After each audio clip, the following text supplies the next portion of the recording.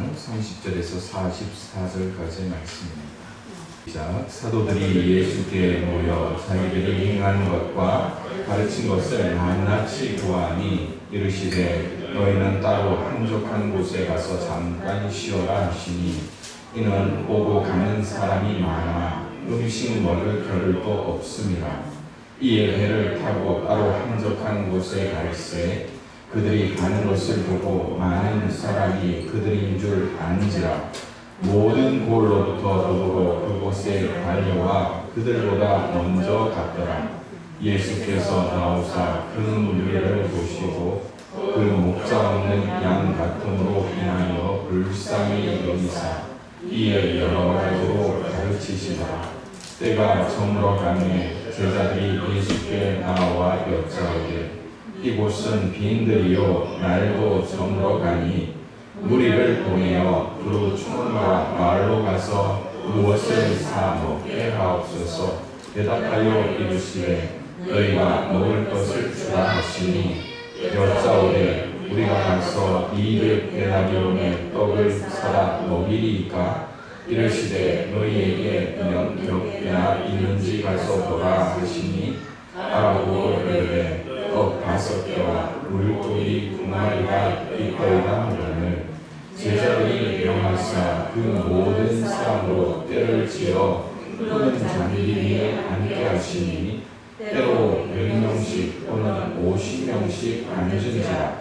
예수께서 떡 5개와 물고기 2마리를 가지사 하늘을 우러러 축사하시고 떡을 떼어 제자들에게 주어 사람들에게 나누어 주게 하시고 또 물고기 2마리로 모든 사람에게 나누시며 다 배불리 먹고 떡 조각과 물고기를 12바구니에 차에 거두었으며 5,000명 되었더라. 아멘. 할렐루야. 우리 옆에 계신 분들과 인사합시다. 사랑합니다. 축복합니다. 예, 무더위 속에 잘 보내셨습니까? 예, 땀을 많이 흘리시니까 피부가 한결 더 좋아지신 것 같습니다. 예, 저도요 지난 한 주간에 진짜 바쁘게 지냈던 한 주간이 아니었나 하는 생각을 합니다. 김천에 행복한 교회라고 우리 교단에 속한 교회가 있습니다. 그 교회에 한 청년이 발을 내디뎠는데 이 청년은 집에서도 사회적으로도 그냥 어림받은 청년의 삶을 살았습니다. 여러분들이 생각하는 것 이상의 그런 사회적인 무리와 죄를 짓지 않았나 하는 생각을 합니다. 그래서 그 사람이 오면 누가 발각했습니까? 그런데 이 청년이 교회에 발을 디디면서 조금씩 그의 삶에 변화가 생기기 시작합니다. 사람을 사람으로 알아보고 더 이상 사람들이 이야기하는 망나니 짓도 하지 않았겠죠. 그리고 점점 이 청년의 삶에서 교회에 발을 딛는 횟수가 참 많았습니다. 주일만 교회 오는 것이 아니라 가끔 새벽에도 예배를 드리고 주중에도 잠깐의 시간이 난다면 교회 와서 목사님과 이야기 나누고 기도하고 차를 마시면서 사람이 어떻게 이렇게 바뀔 수가 있을까요? 그랬더니요 그 지인이 그 선배가 네가 예수를 믿고 이렇게 삶이 바뀌었는데 내가 너무 감사하고 너로 인해서 큰 은혜가 된다 하면서 자기가 하는 사업의 일부인 화분을 수입해서 판매하는 일이 있었는데 그 일의 일부를 이 청년과 교회에 감사함으로 헌물을 하셨어요. 그래서 그 중에 일부가 우리 교회에 전달되어서 이제 지난주 중에 급하게 이웃분들에게 나눠주는 일을 했습니다. 그 나눠주는 일이야 뭐 얼마나 대단하겠습니까마는 그저 한두 분에게 그냥 전화를 했는데 그분과 그분의 지인들을 통해서 한 예수 안 믿고, 다시 말씀드려 우리 교회에 안 다니는 분들이 한 50여 분이 교회에 방문해서 이제 화분을 가지고 가고 또 교회에 대한 여러 가지 좋은 이야기를 많이 하시더라고요. 이전까지는 코로나 이전까지만 해도 찾아가는 전도를 했어요. 음료를 준비해서 전달하고 또 강의를 구입해서 전달하고 그리고 여러 가지 일들에 참여하면서 그냥 얼굴을 내밀면서 사람들에게 교회의 존재를 알리고 또 교회에서 하는 일들을 전하기 시작했습니다.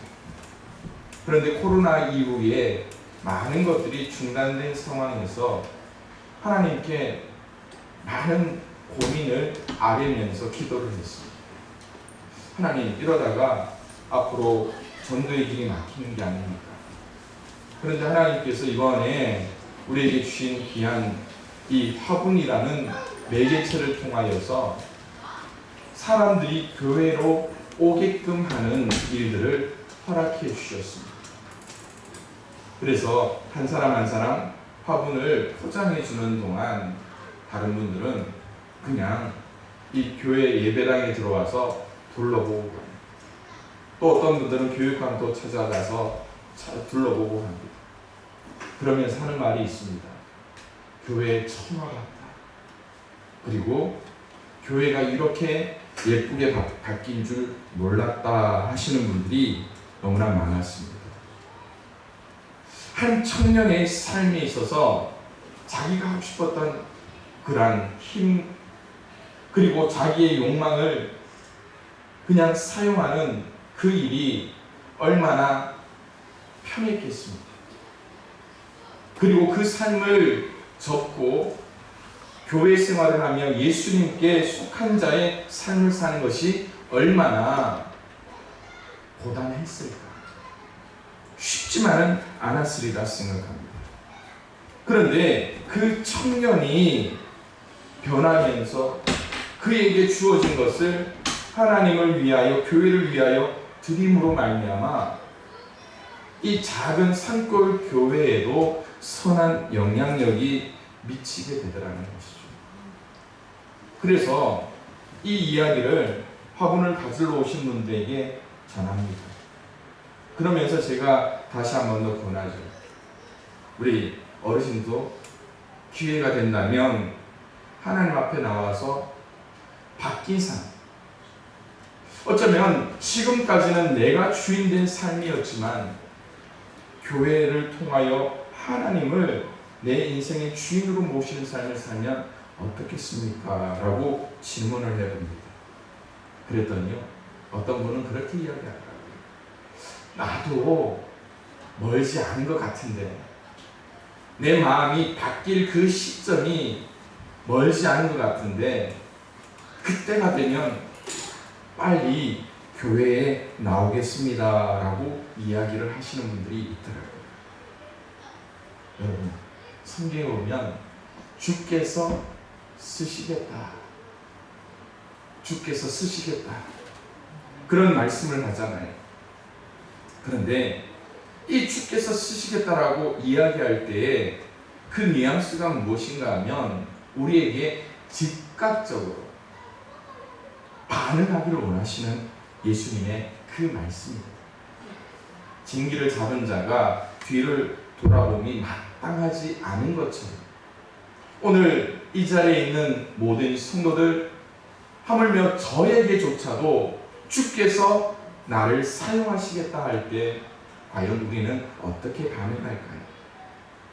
오늘 우리가 읽은 마가복음 6장의 말씀은 주일학교에서부터 신앙생활 하신 분이라면 귀가 따갑도록 들었던 말씀 중에 한 말씀입니다. 그런데 이 말씀은요, 예수님의 사역의 전체를 살펴보더라도 진짜 대표할 만한, 왜냐하면 이 교회가 무엇인가, 하나님 나라가 무엇인가, 그리고 예수님의 공생의 마지막에 주의 만찬을 통하여서 제자들과 나눴던 그 모든 것들을 대표할 만한 사건이 바로 오병이어의 사건입니다. 그래서 오늘 말씀에서와 같이 예수님의 제자들이 피곤하여 쉬고 싶고 또 먹고 싶고 배를 채우고 싶지만 그 제자들마저도 음식 먹을 곳이 없으니까 어떻게 합니까? 기진한 상태, 맥이 빠진 상태에서 이제 예수님이 제자들에게 이야기를 하시는 거예요. 그 자리에 모여있는 많은 사람들에게 먹을 것을 주라. 누가 줘야 된다고요? 제자들, 너희가 줘야 된다라고 말씀하고 있습니다. 예수님의 제자들이라고 해서 먹을 것을 따로 가지고 다녔겠습니까? 그 상황 속에서 한 제자가 이렇게 이야기하죠. 우리가 가서 200데나리온의 떡을 사다 먹이리까라고 이야기를 하고 있습니다. 200데나리온, 1데나리온이 한 장정이 하루 동안 일한 품삯이 1데나리온. 최소 200일을 일을 해야지 채울 수 있는 그 돈. 그런데 제자들의 말도요, 200데나리온이 있어도 여기 앉아있는 사람들의 배를 채우기에는 부족합니다. 그리고 상황을 가만히 묵상해 보십시오. 지금 이 자리에 모여있는 사람이 장정만 5,000명이에요. 남자만 5,000명인데 어린아이 그리고 그 아녀자들까지 합치면 사회학자들이 그렇게 계산을 합니다. 이 자리에 모여있는 사람이 2만 명이 넘더라는 거예요. 2만 명이 넘는 이 사람들이 돈을 주고 사서 먹으라 하더라도 사 먹을 곳이 없어요. 화봉으로 나가도, 모서로 가도, 화령으로 나가도 이 2만 명의 사람이 사 먹을 과자도 부족하고 사 먹을 식당도 부족하더라는 것이죠. 그들 중에 한 제자가 한 아이를 만나서 그 수중에 있던 오병이어 떡 5개와 물고기, 마른 물고기 2마리를 얻습니다. 그렇다고 해서 그것이 그들에게 정답이 될지는 아무도 몰랐습니다. 단지 예수 그리스도 한 분만이 그것을 어떻게 행할지 알고 있었습니다. 왜요? 주께서 쓰시겠다라고 약속하셨기 때문인 것이죠. 사랑하는 성도 여러분, 오늘 우리의 신앙을 되돌아보시기 바랍니다. 하나님께서 오늘 우리에게 가진 것이 무엇이냐 묻는 것이 아니에요. 하나님께서 원하시는 것은요, 우리 삶 그 자체를 원하시는 거거든요. 제자들에게 나가서 먹을 것을 주라라고 이야기했을 때 예수님께서 제자들에게 원했던 것이 뭘까요? 그들에게 있는 것을 탈탈 털어서 가지고 오라는 그 이야기가 아니었어요. 뭡니까? 그 스스로를 하나님께 드리기를 원하면서 하나님께 나오기를 원했다. 그럴 때에 그들 눈에 띄었던 것이 뭡니까? 한 어린 소년이 가지고 있던 떡 5개와 물고기 2마리였다는 것이죠. 사랑하는 성도 여러분, 오늘 예수님의 마음에는요, 오늘 이 성경 말씀과 같이 그 앞자리에서 말씀을 듣는 이들의 심령을 보시는 거예요. 뭐라고 이야기합니까? 그들을 불쌍히 여기세요. 그들이 너무나 불쌍하게 여겼다는 거예요. 돈이 있습니까? 돈이 있다고 하더라도 건강합니까? 때로 내가 건강하지 않다 하더라도 우리 주님께서 보시는 그 상황은 어떻다고요? 긍휼한 불쌍히 여기시고, 내가 구할 것을 먹는 것이 중요한 것이 아니라 하나님께서 우리에게 무엇을 주시며 그것을 우리가 어떻게 취할 것인가라는 것이죠. 그러기 위해서는 오늘 오병이어의 사건을 통하여서 주께서 쓰시겠다, 주가 쓰시겠다, 이 말씀의 의미를 오병이어의 사건을 통해서 먼저 살펴보기를 원합니다. 첫 번째, 주께서 쓰시겠다라는 것은요, 우리에게 아낌없는 헌신을 요구하고 있다는 거예요. 아낌없는 헌신. 누구의 마음일까요? 어쩌면 우리 부모님은 이 마음을 잘 아실 거예요. 어릴 때 읽었던 아낌없이 주는 나무라는 이 책이 있습니다. 한 소년 앞에 있던 작은 나무의 이야기입니다. 이 소년이 혼자 놀 때에 그냥 정원 옆에 있던 작은 나무를 알게 되었는데, 이 작은 나무는 이 소년이 노인이 될 때까지 모든 것을 아낌없이 내어주었다는 거예요. 소년이 놀 때 이 소년에게 그늘이 되어줍니다. 또 소년이 그늘을 타고 싶어 할 때 이 나무는 소년에게 그늘을 낼 수 있는 가지를 내어줍니다. 소년이 커서 돈이 필요하다고 합니다. 그랬더니 이 나무의 열매를 따서 팔아서 생계에 그리고 돈을 제공해 줍니다.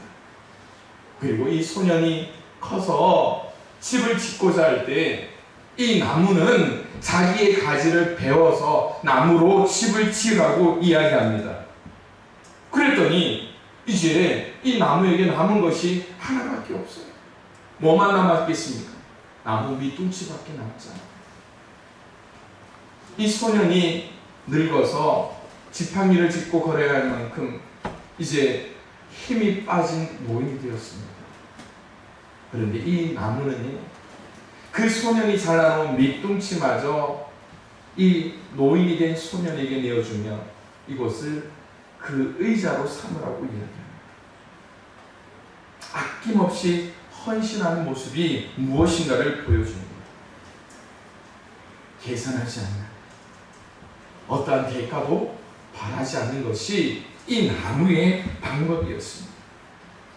그렇듯 우리에게 예수님이 제자들에게 굶주림에 있는 수많은 사람들에게 먹을 것을 내어주라라고 하는 것이 어쩌면 제자의 도리로서 마땅하지만 제자로서도 할 수가 없었어요. 200데나리온의 가치, 그것이 작은 돈이 아닙니다. 그런데 중요한 것은 인간의 계산을 요구하는 것이 아니에요. 우리가 하나님의 계산의 방법대로 나아가는 거예요. 예수님 제자들에게 뭐라고 말합니까?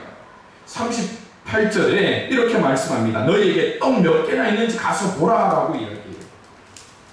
가서 보라라는 것은요, 눈으로 살피라는 게 아니에요.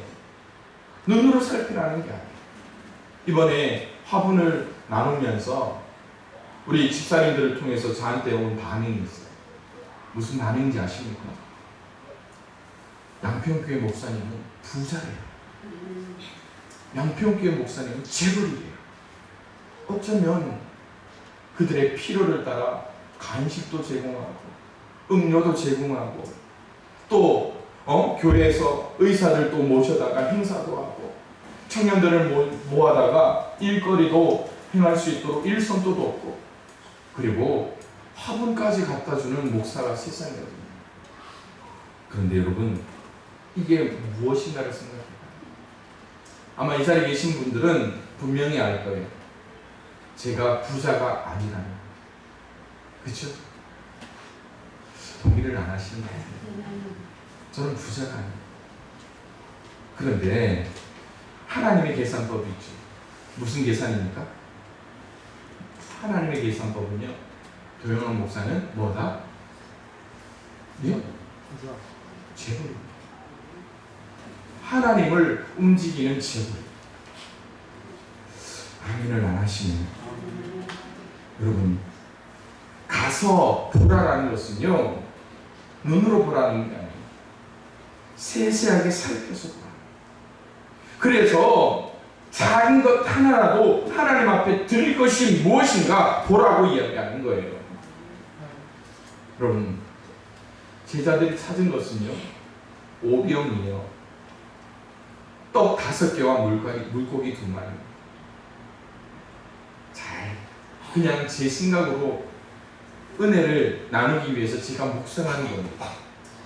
아니라고 하신 분은 그냥 삭혀서 그냥 뒤로 들으십시오. 그 자리에 몇 명이 모였다고요? 2만 명의 사람이 모였습니다. 그 사람들 중에 먹을 거 가지고 온 사람 진짜 이 한 사람밖에 없었을까요? 예? 예배들 들어오면서요, 요즘은 좀 덜 하시는데 우리 할머니 집사님들이 꼼지락 사탕을 갈 때가 있었어요. 네.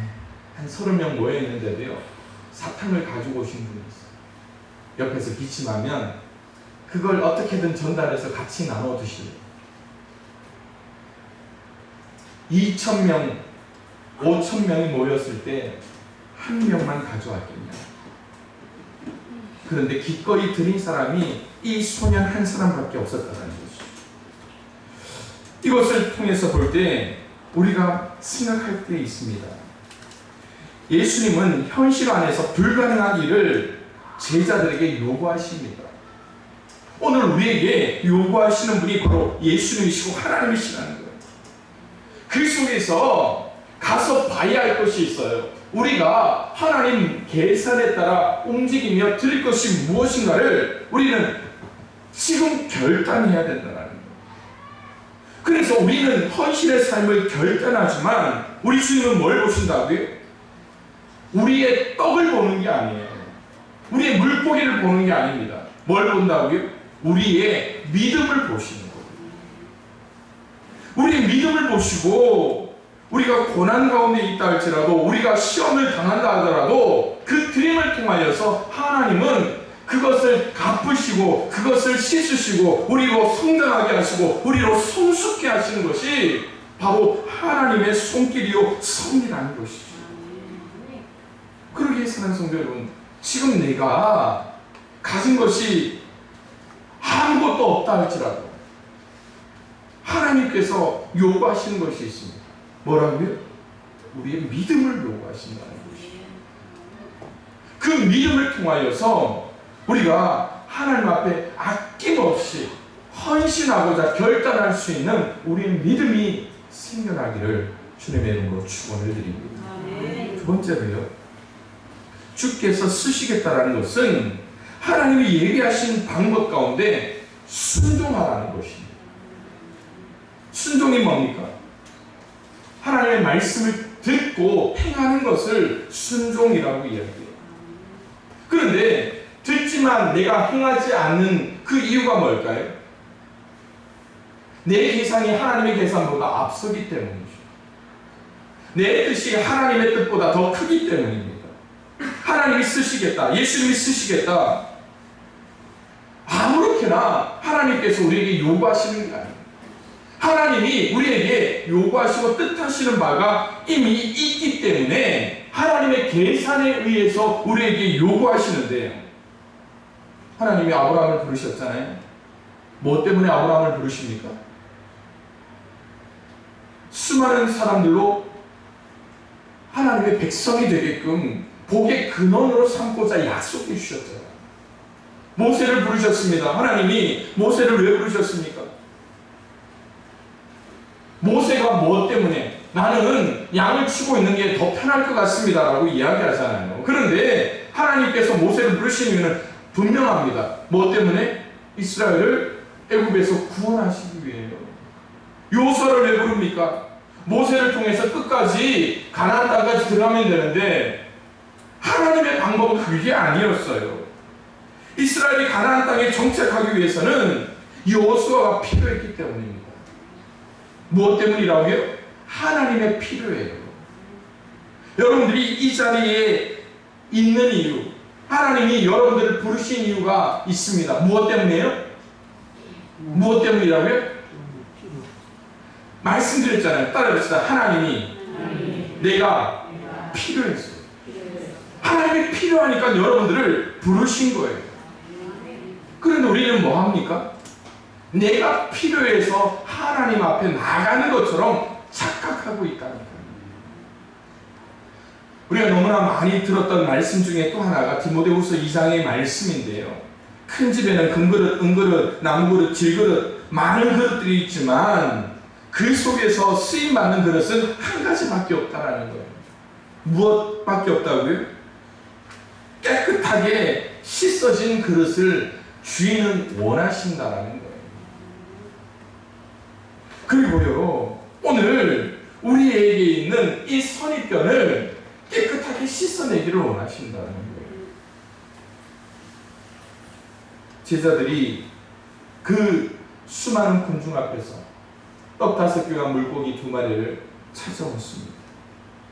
그리고 이 제자가 예수님 앞에 이야기를 하죠. 무슨 이야기 했을 것 같습니까? 무슨 이야기 했을 것 같습니까? 와, 예수님 이거 찾아왔습니다 라고 이야기했겠어요? 우리 인간의 마음으로 한번 계산해보자. 예수님 이거 가지고 왔는데 뭐라고 했겠습니까? 이거 누구에게 붙이겠습니까? 누구에게 붙이겠습니까? 우리 교인들 이 교육관에 모여가지고 음식을 나누다 보면요, 꼭 남아요. 몇 개가 남습니까? 몇 개가 남을까요? 1개를 남겨요. 과일 먹어도 1개, 빵을 먹어도 1개, 음료수를 나누더라도요 2컵씩 먹고 다 하고 그냥 더 마실 분 마시면 되는데 꼭 한 잔 분량은 남겨둡니다. 뭐 때문에 남깁니까? 이거 남기면 누구 배부를 것 같아서? 아니죠. 체면 문화잖아요. 그런데 오늘 이거 가지고 예수님 누구 입에 붙이겠어요? 그러면서 속으로 또 저 같은 사람은 그렇게 이야기해요. 이거 예수님 한 아이가 먹고도 배고픈 분량인데 이거 누구나 드십시오? 누구나 드십시오?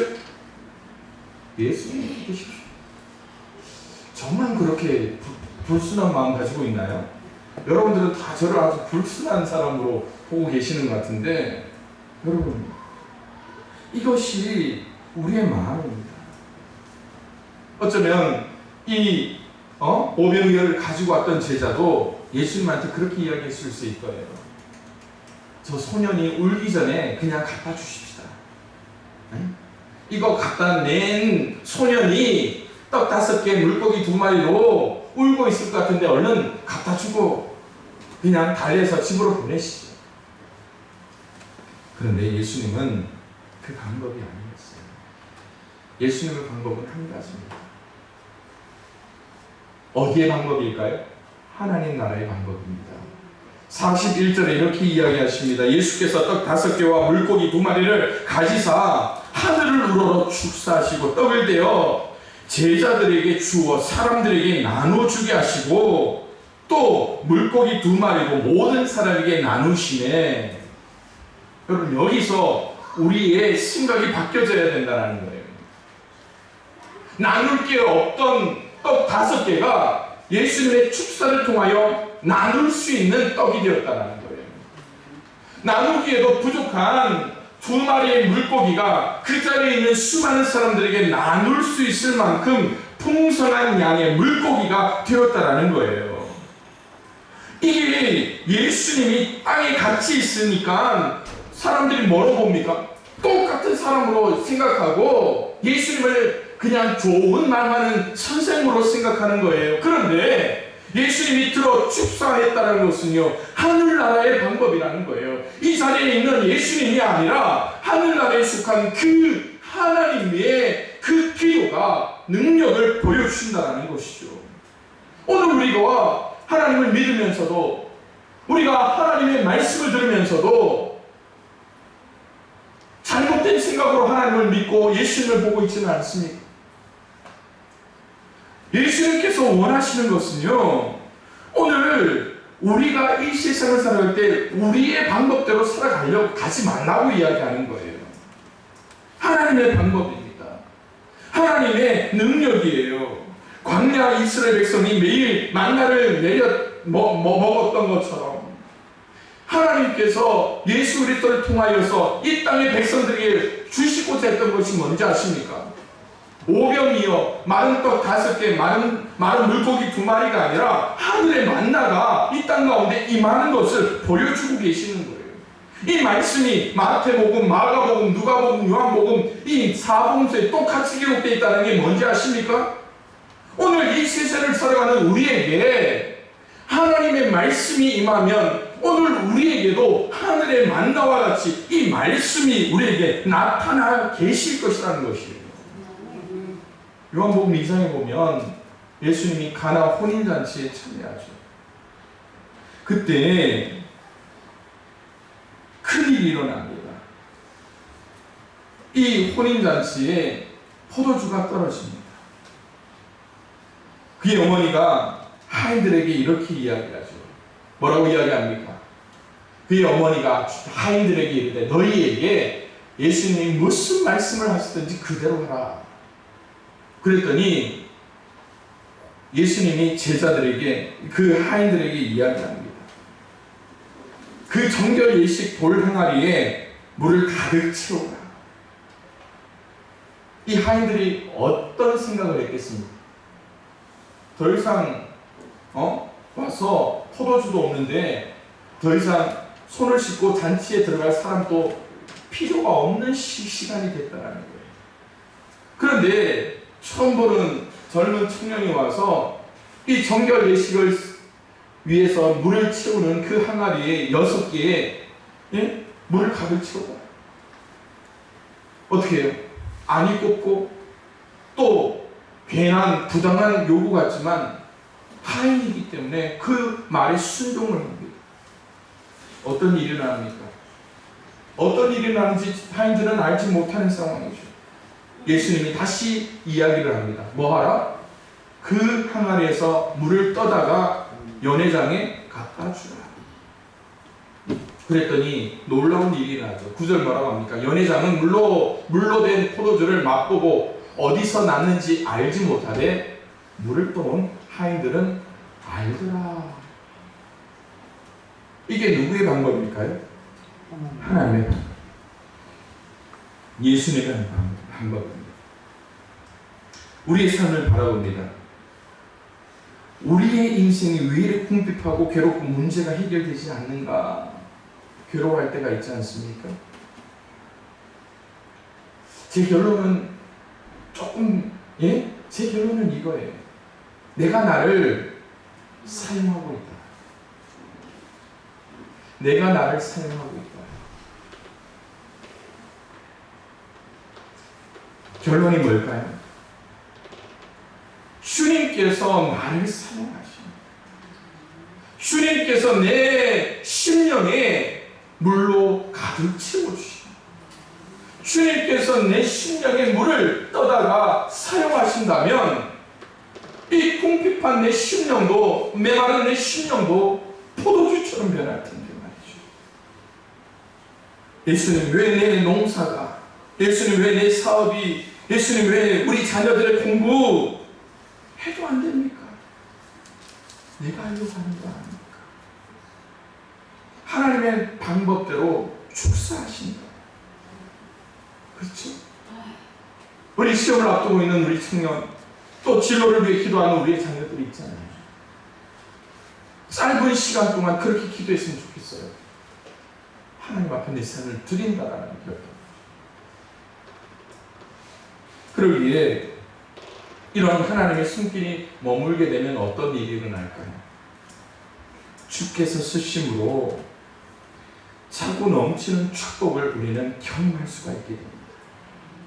42절 43절에 다 배불리 먹고 남은 떡 조각과 물고기를 12바구니에 차게 거두었다라고 이야기합니다. 오병이어의 기사, 이것을 통하여서 우리에게 주는 의미가 무엇인가를 생각해 봅니다. 어쩌면 요한복음 6장에 보면요, 이렇게 말씀합니다. 여기 한 아이가 있어 보리떡 5개와 물고기 2마리를 가지고 있나이다. 그러나 그것이 이 많은 사람에게 얼마나 되겠사옵나이까. 안드레가 이 이야기를 했습니다. 맞습니다. 인간의 판단은 정확하죠. 아니요, 그 자리에 떡이 500개가 있고 물고기가 2000마리가 있다 하더라도요, 거기 있는 사람 못 먹습니다. 그런데 거기에 계산하지 않은 것이 있어요. 무슨 계산입니까? 제가 계속 말씀드렸죠. 예수님의 능력이라는 거예요.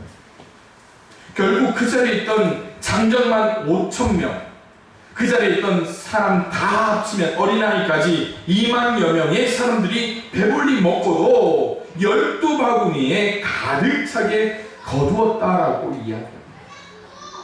하나님의 방법, 하나님의 축복이 누가복음 6장에 이렇게 말씀합니다. 다 함께 읽어볼까요? 시작. 주라 그리하면 너희에게 줄 것이니 곧 후이 되어 누르고 흔들어 넘치도록 하여 너희에게 안겨주리라. 너희가 헤아리는 그 헤아림으로 너희도 헤아림을 도로 받을 것이라. 할렐루야. 할렐루야. 하나님은 오늘 우리에게 그러한 것을 주십니다. 그러기에 여러분 인생에 주머니 하나를 더 차야 돼요. 우리 남자분들에게 주머니 하나 차라고 하면 무슨 주머니라고 이야기합니까? 비상금 주머니라고 하죠. 아니요. 믿음의 사람들은 또 하나의 주머니를 준비해야 됩니다. 무슨 주머니요? 예수님의 능력의 주머니예요. 예수님의 권능의 주머니예요. 맞습니다. 내가 살며 아끼며 또 그걸 또 어떻게 해요? 꾸겨 넣어가지고 그것을 특별할 때 또 중요할 때 급한 때 쓰려고 하잖아요. 그런데 오늘 내 믿음의 주머니를 통하여서 하나님 앞에 나아갈 때에 뭘 어떻게 준다고요? 누르고 흔들어 넘치도록 주시겠다라고 하는 것이 바로 우리 하나님 아버지의 방법이야. 우리 양평교회가 지지난주에 직원회를 통해서 이제 내년이면 35주년 그리고 우리가 하나님의 일꾼을 좀 세우면서 교회를 좀 더 체계적으로 그리고 책임 있는 성도들로 치우자고 우리가 이야기를 했어요.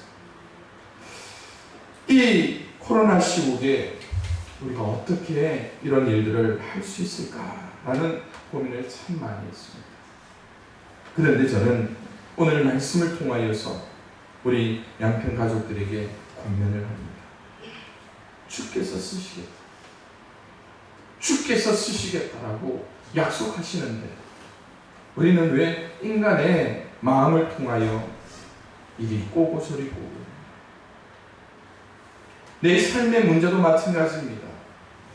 우리 인생의 문제 자고 나면 해결됩니까? 아니에요. 해결되는 것도 있지만 대부분은 시간 앞에 그냥 묻히는 경우가 대부분입니다. 그럴 때에 여러분 우리가 하나님의 부르심 앞에 온전히 겸손해져야 되는 이유가 있습니다. 지나가게 하시는 분, 잊혀지게 하시는 분, 시간 앞에 덮게 하시는 분, 때로 그 문제를 실질적으로 해결하시는 분. 그분이 누굴까요? 우리 주 하나님 한 분밖에 없다. 그러기에 우리가 할 수 있는 일은 뭡니까? 소년의 심정, 아니 제자가 아니라 소년의 심정으로 내 주머니 것, 아니 내 마음의 것들을 내어드리는 거예요. 그리고 내가 할 수 있는 것을 내가 헌신하며 하나님의 방법에 순종하는 우리가 될 때 하나님은 우리를 통하여 역사하신다는 것이죠. 그 순종의 역사를 통하여 이루실 하나님을 찬양하며 우리 모두가 주님 앞에 온전히 드림받는 우리 양평 가족들, 그리고 이 자리에 예배하는 모든 성도들, 그리고 온라인을 통하여 예배하는 모든 성도들 될 수 있기를 주님의 이름으로 축원을 드립니다.